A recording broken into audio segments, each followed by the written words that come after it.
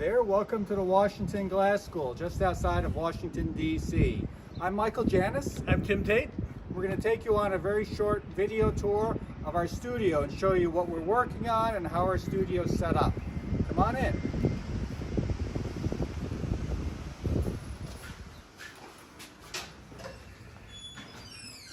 There we go, there's the full studio. We're in our little gallery in the front of the studio, and we're going to talk about some of the work that's in our studio that's on exhibit and some of the shows that some of this work is going to once the pandemic has cleared up. But in the meantime, some of it will be featured in Habitat Gallery's virtual exhibit of the show, which is called Habitat Direct at glass48.com on May 8th. All right, so for that show, you may remember Michael and I did a collaborative piece of the wall, the last sofa, and also one for St. Petersburg. This is the same mixture of three techniques. You have Michael's powder drawings that are so gorgeous. You've got my cast objects, and Michael and I have taught this three-dimensional bas relief all over the world, that deep relief dry plaster casting. So we decided to combine those three techniques into making these particular pieces. This is called The Best Is Yet to Be, with the Robert Browning poem being Grow Old With Me, The Best Is Yet to Come. That was kind of our springboard of images of love. So all these are different images of love. Like this is, there's strength in mending a broken heart. You know, here's portrait of your loved one. Here's Michael's lover's eye. So these are all, oh, this one's good. This one is, if you do get married and you do find love, you've won the lottery. You won the Rotary. So. Well, this has a number of different techniques that we're featuring, and one of the ones that I really like is a way that we work with glass that is something that we've taught around the world, which is the deep relief dry plaster casting, which gives you a really nice dimensional casting effect in using a kiln. And we have a second one over here behind you. We did two of these for the show. And the second one we did is called Lending Library. This one, it represents the title of 8 different books. And one of the fun of this is trying to have people guess what is the title of each of those books. I think the only hint I'll give this one. This is Frankenstein. Oh. So, but I figured I'll figure that one. The other one, you have 7 other titles to guess. Some are more obtuse than others, but you'll get them when you as soon as you get them, you'll go, of course. Now, this technique, we've done it for a number of artwork collaboration panels. And the panel next to it, which is the Longing for Transcendence, is more about spiritual qualities that are expressed in the glass work. One of the things we really want to show is dimensionality.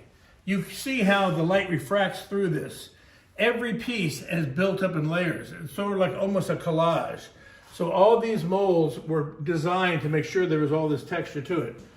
So that's one of the important parts to us, the translucence. We use a lot of lenses and those kind of images here. This is an image I've used for many years. This is me grabbing the virus and actually gaining strength from stopping the virus, gaining control of it. And this was 30 years ago I started using that, and of course now it has additional meaning. Yeah.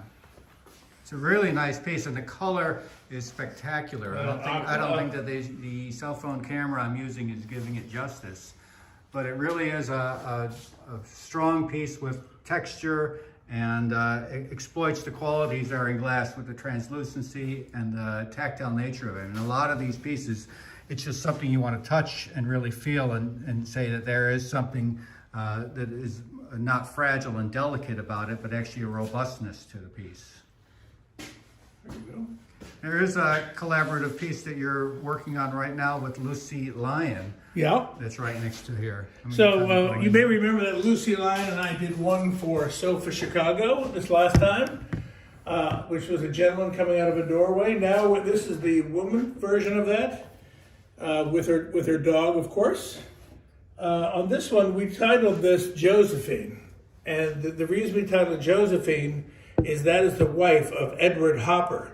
And while his images seem to be isolated women frequently, the woman used for the model for all of his work was his wife Josephine. So we thought there was a romance kind of hidden within that with that isolation. Not unlike these days, but that's the newest piece right there. It hasn't even gotten to the gallery yet. And it's got a little dog in the bottom. It does have a dog. And the piece next to it is one of your lenticulars. A lenticular there. So it's always shifting its imagery as you walk around it, so it's always a different feel. Yep. Give you a look at the rest of the gallery. The studio is in a bit of a disarray because everything happened with the shutdown that made everything that was in process stop suddenly. One of the pieces that I'm going to be sending out to Habitat for the Habitat Direct show is a large 4-panel piece where I'm using glass powders to create portraiture. And even though I'm using portraiture as the basis of a lot of my artwork, it's all about expressing the emotions and the feelings of the subjects within. But I'm just using glass powder that I'm pressing and shifting, pushing around with an X-Acto blade, and using that to be something that's fused into the glass and tell my story that way. Some of the other artists that work from our studio is Terry Bailey, and I believe that her work will be featured in the Silver Show at Habitat. Just some of the other artworks that I've done, much more colorful and abstractions of the portraits. And in our studio, we teach here, and it's a working studio that a number of artists work from. And I think that when Tim set up the studio in 2001, the direction was to be more narrative written, more content driven artwork rather than technique driven. Is that right? Yeah, it was going to be certainly more representational, less abstracted work. We're going to tell stories with our artwork, and I think that most of the artists that work out of here, their strength is in the stories they tell. This is a work that I'm still in the process of working on. It's about relationships and the walls that we have to build up, especially in this day and age where we want a certain amount of distance, that we're worlds unto ourselves. One of the other artists who works from our studio is Erwin Timmers. His work is a lot about environment and recycling and the different themes within that. He also explores using electronics and computers in his work to give an always changing effect to his work. He really specializes in using recycled glass and getting a much different effect and color quality that I've never seen with any regular glass, much less recycled glass. And I think around here is one of your other large works, Mr. Tate. Here's one of the large infinity pieces. This is a Dutch master study, a Dutch floral study in the sense of old Dutch master floral studies that I love so much. And so I did my own kind of version on this. All this is cast individual objects, and of course all in that beautiful kind of butterscotch color and intimacy going on. That's It's quite a piece. yeah, something. It's a gorgeous color. Thanks. I should just take that home. I love that piece. And just going around the studio, I see that you have another collaborative piece. I do. This one is from Kathleen Elliott and I together. She does absolutely stunning nature studies and lamp work, and I thought it was just perfect to go inside of an endless mirror. So here it is, me just now putting it together. She sent me all the parts, and now the next thing that'll happen, I'll put it into the mirror frame. It's really nice. And over here is one of my other pieces that I'm going to be submitting for Habitat's show on their direct, part of their 48th anniversary show. I think that's why they're calling it Class 48. And again, it's using the frit powders to be as expressive as I can to create an imagery that's very evocative yet compelling, and kind of draws you in about finding out qualities of the person and their identity in the glasswork. Right now, we've gotten a bunch of questions on Facebook that they've asked us to answer on the studio tour. So we're gonna Before you go there, I see all these kind of glass domes here. Oh, that's right. You know, a lot of you know me from my glass domes, the video domes, the other dome work I've done over the past. And so I am doing several new dome pieces. So, you know, I always work on 5 or 6 at a time. Everybody here does. And this is a whole new thing that I'm going to be doing as a non-collaboration piece for a while. So I'll be doing this during the flu, you know, isolation here at the studio. So I'll probably be working on the dome pieces for the next couple months. Some really interesting pieces in there. You got cats reading books. I got cats, And I got llamas, llamas, I got crocodile lady, I got all kinds of things. Now, who knows what may happen? We did get some questions that people had submitted and wanted to know more about us, and I might pose some of these questions for you to answer. Sure. From Judith Hartsong, I wanted to know if you both imagine being an artist from childhood. I imagine it. I was the son of a mom, an aunt, and a grandmother who were artists, so I always thought that I would become an artist. My parents did not share that vision, and I remember trying to get to the Yosemite Cranbrook, and now I know there's not a way in hell they could have afforded Cranbrook. Cranbrook is beautiful. Yeah, it sure is. It's also very expensive. We didn't have any money, so that was not going to happen. But I always wanted to be. They veered my career kind of away from art, and then I finally came back to it, and I'm really happy I did. Yeah, a similar type thing. I always wanted to be an artist. I loved drawing as a kid. You could have keep me quiet, and I think to this day, if you just put paper in front of me, I'll be drawing on it. But my parents were more encouraging if I had a different career choice when I went to college, and I became an architect, and I was an architect for 20 years. But I would say that in both our cases, our backgrounds that brought us back into the art world is a different source that we use for our strength in our work. I think that it is something that we could not have arrived at this path without going the direction we came. That's true. I mean, our lives would have been much different if you had gone to Cranbrook. Your work would have been a different field completely. It's true. And also, the reason I came back is I got a terminal diagnosis 36 years ago, and decided to start living my life. I was supposed to have 1 year to live, so I decided to live the life I was meant to live as opposed to the one I was living for other people. And I started working in glass then, and then I, kept living. And that's where I am now. And so that was a good motivator in a lot of ways. Thinking you're going to die in a year for over a decade is a way to really motivate you in thinking of an existential existence, and I did just that. So here is where it ended. From Judith as well, what's your best piece of advice on the business of art for emerging artists? Okay, Michael, go. Well, I would say from my point of view, it's being flexible, that a lot of things that you want to say that is what I'm going to do, you're going to have to always be saying, what's your next option? What are your alternates for it? Because whatever you thought it was going to be, whatever the direction it was going to be, it's going to change while you're in mid-process, while you're working on it. If anything, it'll just be as we are right now. The world has changed dramatically in the last few months.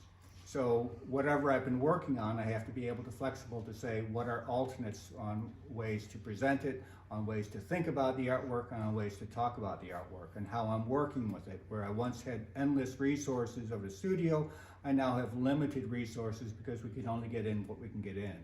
So that's part of that I would say is just be flexible. I would say also diversify. Think of public art, think of galleries, think of exhibitions, think of museum shows. I would do everything possible because it takes all of them to help you survive, and then just outlive everybody. Chip Montague writes, you like working in collaboration with artists, and I would say that one's right to you. Well, I mean, right now I'm in a lot of collaborative work right now, but certainly the best collaboration we have is Michael and I have known each other for going on 20 years now. So when we were working on our collaborative works together, actually it was the easiest collaboration either of us have ever done because we so anticipated the way the other was going to think already, because we know we were all trained in this kind of covenant that we have to think very similarly when we set the studio up. So going into it, it was kind of a joy that we didn't have to re-educate anybody else, that we just worked on each piece. It worked out really well. I think that I really happen to love collaboration. It's more like a synergy. It makes both of us better at piece. And I think that helped that happens a lot, and I was really happy to do it. So I do like the collaborations because it does take me out of my comfort zone. I mean, I like to work in a certain way, and I like to be very much in control of what that story will be. And by having that control pulled away from me at times makes me rethink how I would express it now that I don't have my go-to answer being the one that's going to be used. And so I had to think around situations and around questions to say, well, then the real question will be this, and that's how I can put it forward. And I think you've been working very successfully with people like Lucy Lyon and Karen Sure. to get these kind of pieces. And I know you've worked with other artists like Sean Hennessy and Pete Duvall, photographer, and Richard Schnellenberg. yeah, also. and you had done a video installation piece with them. So I think it's really interesting that you're pulling yourself out of your material even to different materials to say how do you incorporate all of that to make a cohesive artwork piece. Sure. I mean, I would do it. I would work with other artists forever if I could. But I'm also very happy being isolated. But I like both ways. You know. From Fred Mead, I'd like to know about your personal feelings of your struggle with glass and making it into a medium of expression. I remember early on, the Washington Post said I was an evangelist for glass. I remember them identified me as an evangelist. And at the time, I really was. At the time, many galleries and certainly museums wouldn't even accept glass in the fine art world. I didn't have a glass gallery at the time, so I had fine art world. And so I would come with these amazing glass sculptures, and they would go, yeah, it's great, but it's glass. We don't carry glass. So it was a tough thing for a while. But we certainly overcame that. I think by the time you came along, it was pretty good by the time you came along. Well, I mean, I had to start from zero. I did not have any glass background, so I had to learn everything from this is glass, this is not compatible, how you fire it, what happens in there. And so when I worked in the studio and I was the shop monkey, setting up and taking down every glass works, I learned a lot by just seeing what happened, what are the properties, how to set kilns, what the mistakes were, and I would internalize all of that knowledge, and I'd say I still draw on that. In the most straightforward fusing beginning bowl class, I will say all of that is still relevant to what I'm working on. It's just that how I use that knowledge to tell a story, that the simplest project that we're doing can still be very powerful. And I like the fact that from the basics, you can expand on it and grow from that for storytelling in glass. And that's what we do best here, I think, is storytelling in glass. I think that's really what the strength of this studio is. I think we do learn our craft and then we take it to the next level and build on that knowledge to say, we've learned the basics, and so where do you take it to the next level? Sure. From Mary Leitner, are you using any historical references like you did with the single eyes? I think that means the lover's eyes. Or The lover's eyes, yeah, we've used the lover's eyes here for many years because it's such a beautiful image, and also we have the Smithsonian American Art Museum right down the street, and they have a drawer full of them. So they have been influential with us for some time here. But we use a lot of historical images. We do references to books, we do references to movies, references to history, references to events. Pop culture. Pop culture. It is a thing too when you're dealing with persons of a certain age to be able to say that we're drawing in from that reference, and also contemporary pop culture, because a lot of that is just a mashup of something that is part of where we are right now at this moment in time. Sure. But you've used the lover's eye in a lot of, even in your video pieces, you had that blinking eye through the bushes and the trees. Oh, of course. It was just that circle with an eye in it, and I remember you had cast people for their eye qualities, that you had certain eyes that were Oh, we stronger. actually had an eye cast call. So we had like 20 people come in and have their eye videoed. That was kind of fun. But the idea of the lover's eye is that you would have in Victorian times these images of the lover or the person you're having a special connection with. It's just their image of an eye, and it's sometimes in a secret place like inside your cloak or something like that you could look at and kind of feel connected to. But I think that a lot of times you weren't supposed to know exactly who it is because it's just a detail of an eye. Frequently, it was someone seeing someone that they weren't necessarily supposed to be seen. So it was just an eye portrait. So if indeed the locket was found, the lover could not be identified. Well, I like that kind of notion that there's a little bit of a secret going on. There's a secret going on. From Osnat in Israel, can you discuss the process from idea to application in glass? Let's use the wall. because the wall's good. We came up with a theme for the wall, for all the walls. Let's use the first one. Man and nature. Yeah, we used man and nature as our overlay.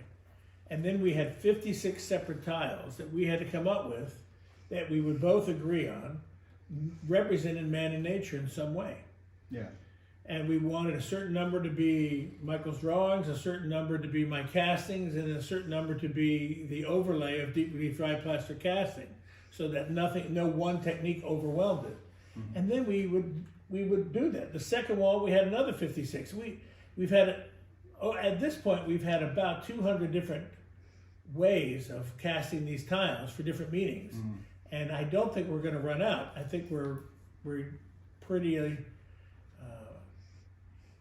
don't know what I call it, but we're adept at taking a tile and having it mean something obscure, I think. Obscure.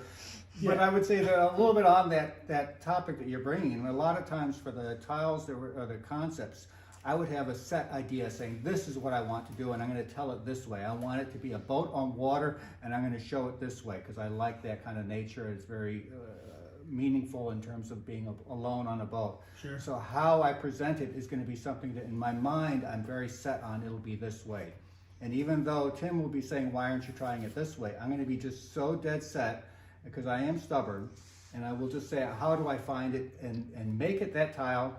And once it's out of my system, I can probably relax then and say, it's not as strong as I would like it to be. So then I finally am open to those suggestions. But until I get it through out of my system, a lot of times I have to at least carry it through the direction, the arc that I thought it was going to take onto there. You know, of those 56 tiles, we had 65 or something. I mean, we had extras. We had ones we didn't use. Yeah.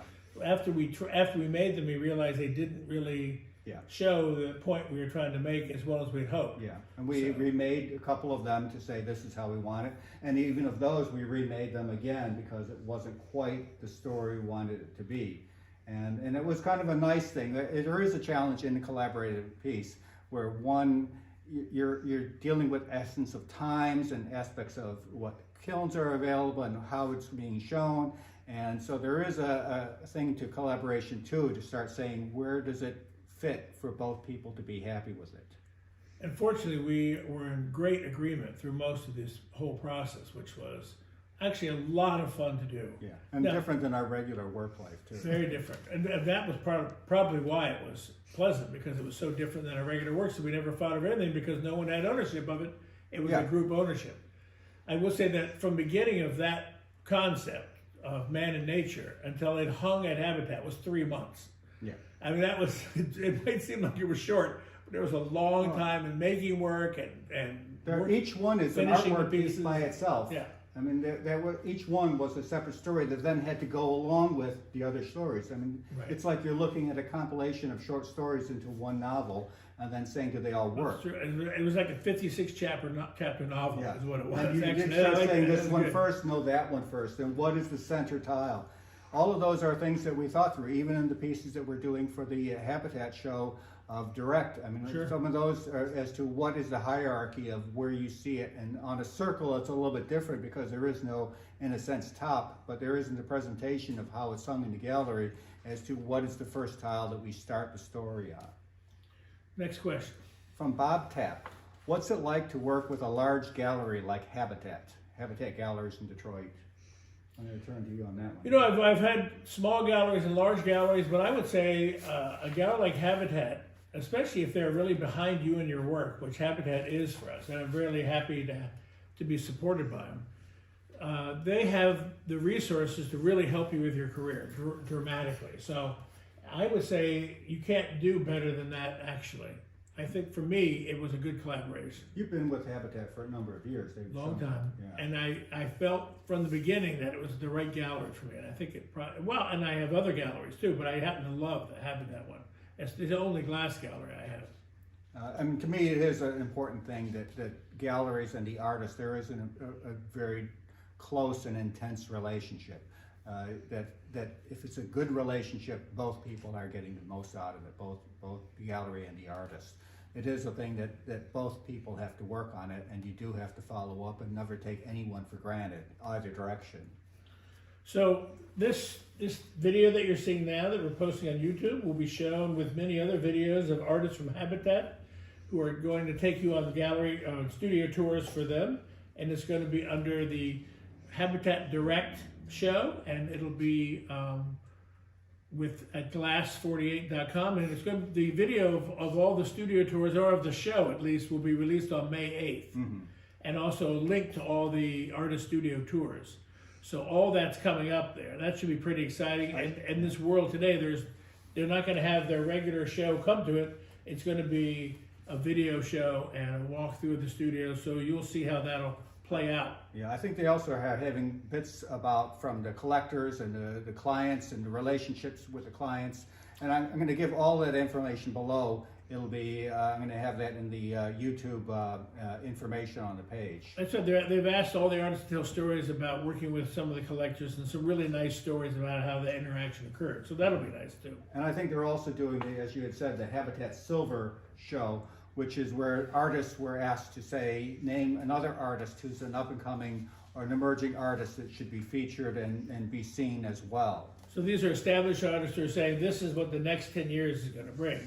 And there's it's probably their best sideshow they've ever done at Habitat. Yeah, I've seen some of the images that are going to be in part of that show, and it's truly a spectacular show. I think that it's one of the strongest features that they've had in their international show.